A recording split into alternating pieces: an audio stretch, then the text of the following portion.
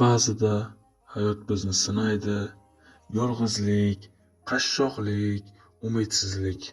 Bularni ko'rgan odam juda ko'p. Bugun sizga shunday bir inson haqida gapirib bermoqchiman. Oddiy, lekin kuchli bir yurak egasi. Uning ismi Farruh edi. Bolaligida ota-onasiz qolgan.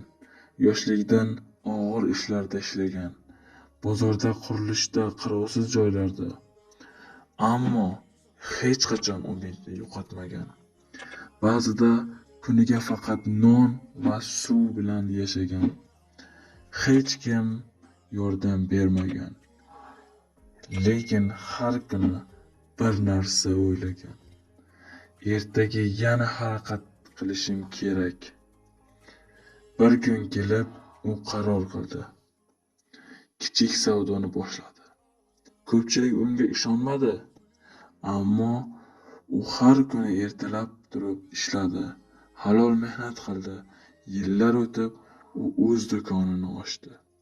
Endi u boshqalarga ham yordam beradigan inson. Xulosa qilib aytish kerakki, Farruh boy emas, lekin halol.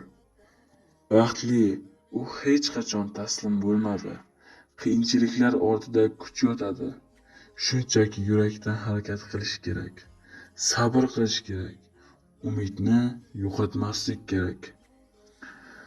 Hayot og'ir bo'lishi mumkin, lekin har bir yurakda kuch bor. Sizda ham bor. Hech qachon taslim bo'lmang.